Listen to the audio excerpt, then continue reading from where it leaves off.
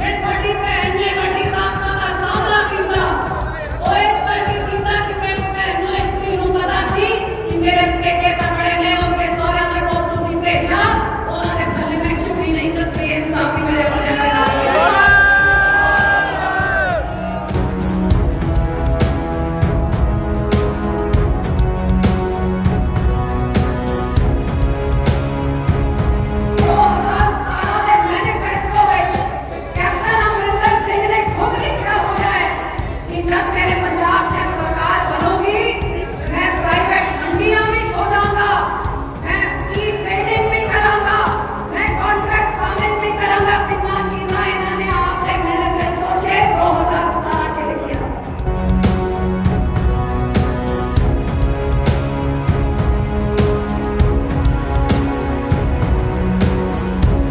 ਖੇਤੀ ਬਿੱਲ ਦੇ ਵਿਰੋਧ ਵਿੱਚ ਅਸਤੀਫਾ ਦੇਣ ਤੋਂ ਬਾਅਦ ਫਾਜ਼ਿਲਕਾ ਪਹੁੰਚ ਕੇ ਹਰਸਿਮਰਤ ਕੌਰ ਬਾਦਲ ਦੁਆਰਾ ਆਪਣੇ ਵਰਕਰਾਂ ਨਾਲ ਮੀਟਿੰਗ ਕੀਤੀ ਗਈ। ਚਾਹੇ ਇਹ ਮੀਟਿੰਗ ਬਹੁਤ ਥੋੜੇ ਸਮੇਂ ਵਿੱਚ ਸੱਦੀ ਗਈ ਸੀ, ਪਰ ਇਹ ਮੀਟਿੰਗ ਵੱਡੇ ਇਕੱਠ ਵਿੱਚ ਤਬਦੀਲ ਹੋ ਗਈ। ਇਸ ਮੀਟਿੰਗ ਨੂੰ ਸੰਬੋਧਿਤ ਕਰਦਿਆਂ ਬੀਬਾ ਹਰਸਿਮਰਤ ਕੌਰ ਬਾਦਲ ਨੇ ਕਿਹਾ ਕਿ ਵਿਰੋਧੀ ਵੱਲੋਂ ਕੀਤੇ ਜਾ ਰਹੇ ਝੂਠੇ ਪ੍ਰਚਾਰ, ਜਿਸ ਵਿੱਚ ਕਿਹਾ ਜਾ ਰਿਹਾ ਸੀ ਕਿ ਅਕਾਲੀ ਦਲ ਕੁਰਸੀ ਨਹੀਂ ਛੱਡ ਸਕਦਾ, ਅੱਜ ਕਿਸਾਨਾਂ ਦੇ ਹਿੱਤ ਲਈ ਅਸਤੀਫਾ ਦੇ ਕੇ ਵਿਰੋਧੀਆਂ ਦੇ ਮੂੰਹ ਬੰਦ ਕਰ ਦਿੱਤੇ ਹਨ। ਉਹਨਾਂ ਨੇ ਕਿਹਾ ਕਿ ਸ਼੍ਰੋਮਣੀ ਅਕਾਲੀ ਦਲ ਕਿਸਾਨਾਂ ਦੀ ਪਾਰਟੀ ਹੈ ਤੇ ਉਹ ਕਿਸੇ ਵੀ ਹਾਲਤ ਵਿੱਚ ਕਿਸਾਨਾਂ ਦਾ ਨੁਕਸਾਨ ਨਹੀਂ ਹੋਣ ਦੇਵੇਗਾ।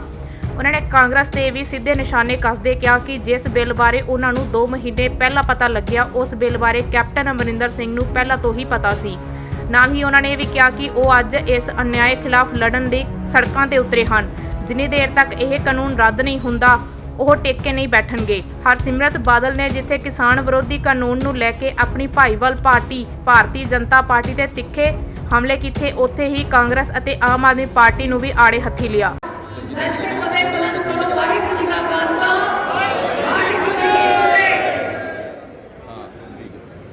ऐतिहासिक फैसले कल रात ਨੂੰ ਦੇ ਕੁਝ ਦਿਨ ਪਹਿਲੇ ਜਿਹੜੇ ਦਿੱਤੇ ਗਏ, ਜਿੱਥੇ ਇਸ ਵਿਮਾਨੀ ਨੇ ਆਪਣੇ ਸੂਬੇ ਦੇ ਲੋਕਾਂ ਪਰ ਆਪਣਾ ਫਰਜ਼ ਅਦਾ ਕੀਤਾ ਤੇ ਹਰ ਪ੍ਰਧਾਨ ਸਾਹਿਬ ਨੇ ਪੰਜਾਬ ਦੇ ਭਵਿੱਖ ਵਾਸਤੇ ਮਾਈਕ ਨੀਵਾ ਕਰੇ ਬਹੁਤ ਵੱਡਾ ਫੈਸਲਾ ਐਲਾਨ ਕੀਤਾ ਤੇ ਇਹਨੇ ਦੋਨੋਂ ਵੱਡੇ ਫੈਸਲਿਆਂ ਦੇ ਬਾਅਦ ਅੱਜ ਪਹਿਲੀ ਵਾਰੀ ਸਭ ਤੋਂ ਪਹਿਲਾਂ ਸਾਡੇ ਫਾਜ਼ਿਲਕੇ ਹਲਕੇ ਵਿੱਚ ਪਹੁੰਚੀਆਂ ਤਾਂ ਤੁਸੀਂ ਇੰਨੀ ਵੱਡੀ ਗਿਣਤੀ ਵਿੱਚ ਇੱਥੇ ਆ ਕੇ ਸਾਡੇ ਫੈਸਲਿਆਂ ਦੇ ਉੱਤੇ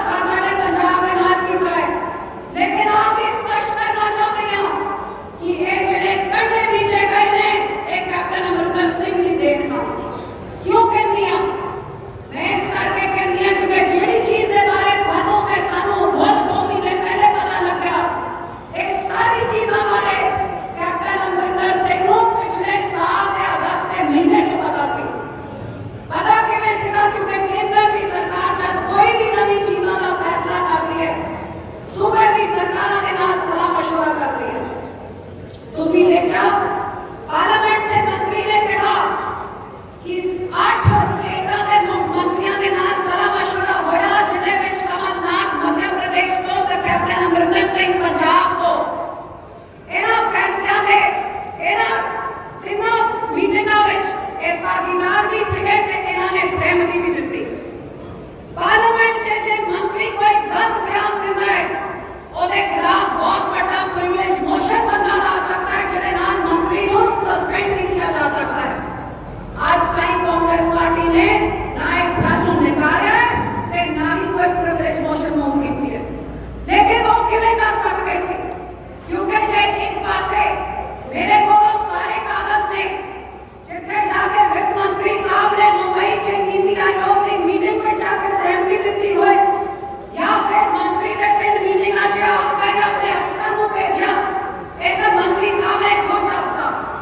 ਲੇਕਿਨ ਵਿਰੋਧ ਕਿਵੇਂ ਕਰਦੇ ਜੇ 2017 ਦੇ ਮੈਨੀਫੈਸਟੋ ਵਿੱਚ ਕੈਪਟਨ ਅਮਰਿੰਦਰ ਸਿੰਘ ਨੇ ਖੁਦ ਲਿਖਿਆ ਹੋਇਆ ਹੈ ਕਿ ਜਦ ਮੇਰੇ ਪੰਜਾਬ 'ਚ ਸਰਕਾਰ ਬਣੂਗੀ ਮੈਂ ਪ੍ਰਾਈਵੇਟ ਮੰਡੀਆਂ ਵੀ ਖੋਲਾਂਗਾ, ਮੈਂ ई ट्रेडिंग भी करांगा, मैं कॉन्ट्रैक्ट फार्मिंग भी करांगा। तीनों चीज़ां इन्होंने आपने मैनिफेस्टो 2017 च लिखिया। ते थानू हैरानी का नहीं होनी चाहिए कि जेड़ा गुटका साहब की झूठी सौं खा सकता है। इस मैनिफेस्टो से घर नौकरी भी लिखी है, कर्जा माफी भी लिखी है, पेंशन भी लिखी है 2500, आटा दाल चीनी पता नहीं की कुछ क्यों खंड भी लिखा है। लेकिन उन्होंने बच्चों का 4 साल जिथे कख नहीं दिता उथे 5 साल सब तो पहला अगस्त के महीने में 2017 में अपने पंजाब के विधान सभा में एक एक्ट बना के आ सारी चीज़ा पंजाब में लागू करती। ये उस एक्ट की कॉपी है जिहड़ा अगस्त 2017 में कैप्टन साहब ने आज भी पंजाब से लागू आज भी रद्द नहीं किया। लेकिन रद्द किवें कर सकते सी? 2017 च तो आप क्या कैप्टन साहब ने, लेकिन 2019 च पार्लियामेंट की चोणां में कांग्रेस पार्टी का चोण मैनिफेस्टो राहुल गांधी ने रिलीज किया, जिहदे विच साफ तौर ते कहता कि हाँ सारा कुछ तो आपां करांगे जे साडी सरकार बनती है। लेकिन राहुल गांधी ने तो आ भी लिखा कि असीं तां मंडी सिस्टम का ढांचा ही रद्द कर देंगे। आही कारण है 2019 के अगस्त से सितंबर के महीने को लेकर साल पर इस बात की भाप नहीं कटी कि केंद्र की सरकार की सोच रही है, क्योंकि आप लागू कर चुके थे कि आपकी सहमति भी दे चुके थे। इस बात का श्रोमणी अकाली दल को पता ही लग गया। 24 मई को इस साल 2020 जब मेरे मंत्रालय से फाइल आई खेतीबाड़ी मंत्री को कि असी इस तरह मंडियां को प्राइवेट लोगों को देन लगे आ, असी कॉन्ट्रैक्ट फार्मिंग करन लगे आ, इन्हां बारे तुहाडे की सुझाव ने? मैं सीगी फूड प्रोसैसिंग मंत्रालय की मंत्री। फूड प्रोसैसिंग इंडस्ट्रीज वास्ते बड़ी चंगी गल है, लेकिन अपने किसानों के अपने पंजाब के हालात समझते हो, उन्हां फाइलों से मेरा विरोध आज भी दर्ज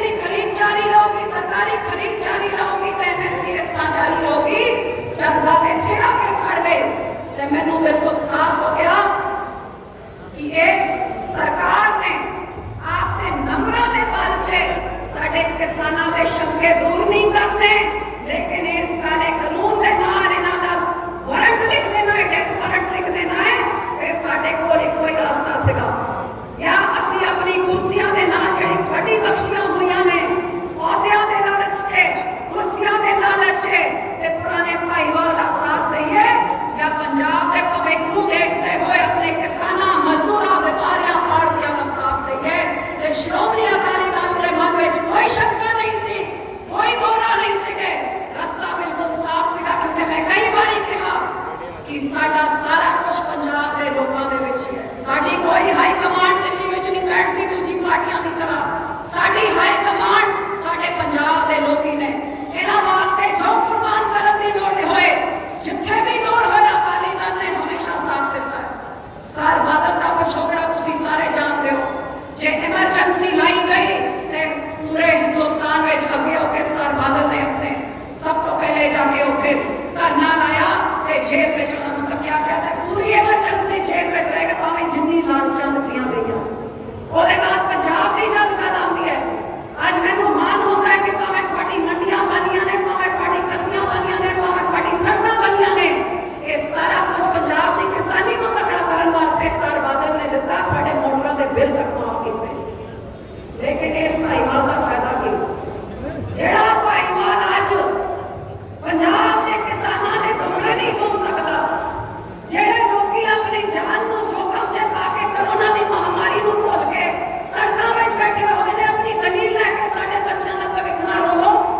ਤੇ ਜਿਸ ਸਰਕਾਰ ਨੂੰ ਭਾਈਵਾਲ ਭਾਈ ਕਿੱਥੇ ਦਾ ਰਹਿ ਗਿਆ, ਜਿਹੜਾ ਭਾਈ ਆਪਣਿਆਂ ਦੀ ਗੱਲ ਹੀ ਨਹੀਂ ਸੁਣਦਾ।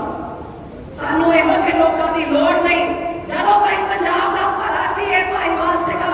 ਜਿੱਥੇ ਪੰਜਾਬ ਦੀ ਨੁਕਸਾਨ ਦੀ ਗੱਲ ਆ ਜਾਂਦੀ ਹੈ ਤੇ ਫਿਰ ਭਾਈ ਹੋ ਜਾਂ ਆਪਣਾ ਪਰਾਇਆ ਜੋ ਵੀ ਹੋ, ਅਸੀਂ ਪੰਜਾਬ ਦੇ ਨਾਲ ਖੜਦੇ ਹਾਂ। ਲੇਕਿਨ ਮੈਨੂੰ ਅਫਸੋਸ ਹੁੰਦਾ ਹੈ ਕਿ ਆਪਣੇ ਵਿੱਚੋਂ ਕਈ ਇਹੋ ਜਿਹੀ ਪਾਰਟੀਆਂ ਹੈਗੀਆਂ ਜਿਹੜੇ ਵਿਰੋਧੀਆਂ ਦੇ ਹੱਕ ਵਿੱਚ ਖਿਡੌਣਿਆਂ ਦੀ ਤਰ੍ਹਾਂ ਖੇਡ ਰਹੀਆਂ ਨੇ।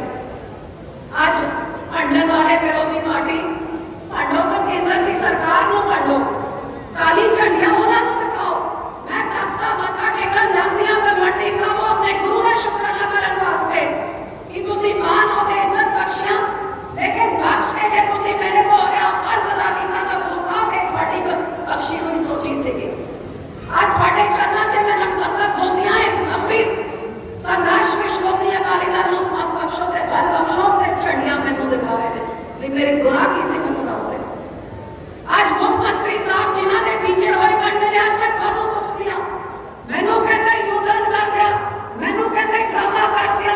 ਮੈਂ ਤੁਹਾਨੂੰ ਪੁੱਛੋ, ਤੁਸੀਂ ਡਰਾਮਾ ਕਰਕੇ ਦਿਖਾ ਦਿਓ ਕੈਪਟਨ ਸਾਹਿਬ। ਜੇ ਡਰਾਮਾ ਹੈ ਤਾਂ ਤੁਸੀਂ ਵੀ ਕਰ ਦਿਓ, ਲੋਕੀ ਤੁਹਾਨੂੰ ਵੀ ਸ਼ਾਬਾਸ਼ੀ ਦੇਣਗੇ। ਲੇਕਿਨ ਹਕੀਕਤ ਇਹ ਹੈਗੀ ਕਿ ਜਦ ਪਾਰਲੀਮੈਂਟ ਵਿੱਚ ਵੋਟ ਪਾਉਣ ਦਾ ਮੌਕਾ ਆਇਆ, ਆ ਦੋਨੋਂ ਤੁਕੀ ਟਿੱਕੀ ਕਾਂਗਰਸੀਆਂ ਦੇ ਨਾਲੇ ਭੱਜ ਗਏ ਤੇ ਖਿਲਾਫ ਵੋਟ ਨਹੀਂ ਪਾਈ। ਮੇਰੇ ਪਰਿਵਾਰ ਦੇ ਤਾਂ ਤਿੰਨ ਜੀ ICU 'ਚ ਐਡਮਿਟ ਸੀਗੇ ਤੇ ਤੁਹਾਨੂੰ ਪਤਾ ਹੈ ਜਦ ਪਰਿਵਾਰ ਦਾ ਇੱਕ ਜੀ ਵੀ ICU 'ਚ ਐਡਮਿਟ ਹੁੰਦਾ ਹੈ, ਬੰਦੇ ਨੂੰ ਘਰ ਜਾਣ ਦਾ ਜੀ ਨਹੀਂ ਕਰਦਾ, ਸ਼ਹਿਰ ਛੱਡ ਕੇ ਕਿੱਥੇ। ਜਦ ਮੈਨੂੰ ਪਤਾ ਲੱਗਿਆ ਕਿ ਪਾਰਲੀਮੈਂਟ ਵਿੱਚ ਪਾਸ ਹੋਣ ਵਾਸਤੇ ਇਹ ਏਜੰਡਾ ਵਿੱਚ ਆ ਗਿਆ ਹੈ, ਮੈਂ ਆਪਣੀ ਮਾਂ ਨੂੰ ICU 'ਚ ਛੱਡਿਆ ਤੇ ਭੱਜੀ ਦਿੱਲੀ ਵਿੱਚ ਆਪਣਿਆਂ ਦੀ ਵਕਾਲਤ ਕਰਨ ਵਾਸਤੇ। ਮੈਂ ਕੈਪਟਨ ਸਾਹਿਬ ਨੂੰ ਪੁੱਛਦੀ ਹਾਂ, ਕੈਪਟਨ ਸਾਹਿਬ 6 ਮਹੀਨੇ ਹੋ ਗਏ ਆਰਡੀਨੈਂਸ ਨਿਕਲੇ ਹੋਏ ਕਿ ਤੁਸੀਂ ਇੱਕ ਵਾਰੀ ਦਿੱਲੀ ਗਏ, ਵਿਰੋਧ ਜਤਾਉਣ ਵਾਸਤੇ ਕੋਈ ਇੱਕ ਚਿੱਠੀ ਪੱਤਰ ਤੁਸੀਂ ਲਿਖਿਆ। ਮੈਂ ਤਾਂ ਸਾਰਾ ਕੁਝ ਛੱਡ ਕੇ ਮੈਂ ਭੱਜੀ ਪਾਰਲੀਮੈਂਟ ਦਾ ਏਜੰਡਾ ਦਾ ਤੁਹਾਡੇ ਐਮਪੀਆਂ ਨੂੰ ਵੀ ਪਤਾ ਸੀ, ਤੁਹਾਨੂੰ ਵੀ ਪਤਾ ਸੀ ਕਿ ਤੁਸੀਂ ਫਾਰਮ ਹਾਊਸ ਤੋਂ ਨਿਕਲ ਕੇ ਦਿੱਲੀ ਤੱਕ ਜਾਂਦੀ ਤੁਸੀਂ ਖੇਚਲ ਤੱਕ ਕੀਤੀ। ਅੱਜ ਸਾਨੂੰ ਨਿਸ਼ਾਨੇ ਤੇ ਰਹਿੰਦੇ। ਅੱਜ ਮੈਂ ਇਹਨਾਂ ਸਾਰੀ ਪਾਰਟੀਆਂ ਨੂੰ ਬੇਨਤੀ ਕਰਦੀ ਹਾਂ ਕਿ ਅਸੀਂ ਪਾਰਟੀਬਾਜ਼ੀ ਛੱਡੀਏ। ਪੰਜਾਬ ਹੈਗਾ ਕਿਉਂਕਿ ਸਾਡਾ ਕਿਸਾਨ ਹੈਗਾ। ਜੇ ਕਿਸਾਨ ਦਾ ਨੁਕਸਾਨ ਹੁੰਦਾ ਕੋਈ ਪਾਰਟੀ ਨਹੀਂ ਰਹੂਗੀ। ਅਸੀਂ ਇਹ ਤਾਕਤਾਂ ਨੂੰ ਸਾਨੂੰ ਵੰਡਣ ਦੇ ਬਜਾਏ ਅਸੀਂ ਖੋਈਏ, ਇੱਕਜੁੱਟ ਹੋ ਕੇ ਅਸੀਂ ਇਸ ਲੜਾਈ ਦਾ ਸਾਹਮਣਾ ਕਰੀਏ। ਤੇ ਮੈਂ ਆਸ ਕਰਦੀ ਹਾਂ ਕਿ ਅੱਜ ਤੁਸੀਂ ਸਾਰੇ ਤਗੜੇ ਹੋ ਜਾਓ। ਮੈਨੂੰ ਪਤਾ ਹੈ ਇਸ ਇਲਾਕੇ ਦੇ ਜਿਹੜੇ ਕਾਂਗਰਸੀ ਆਗੂ ਜਾਖੜ ਵਰਗੇ ਹੈਗੇ, ਉਹ ਫਰਜ਼ੀ ਪਰਚੇ ਪੁਰਚੇ ਕਰਾ ਕੇ ਜ਼ੋਰ ਜ਼ਬਰ ਦੇ ਨਾਲ ਉਹ ਸੋਚਦੇ ਤੁਹਾਨੂੰ ਡਰਾ ਦੇਣਗੇ। ਪ੍ਰਾਈਮ ਮੁੱਦੇ ਲਈ ਫਾਜ਼ਿਲਕਾ ਤੋਂ ਹਰਪ੍ਰੀਤ ਮੈਮੀ ਦੀ ਰਿਪੋਰਟ।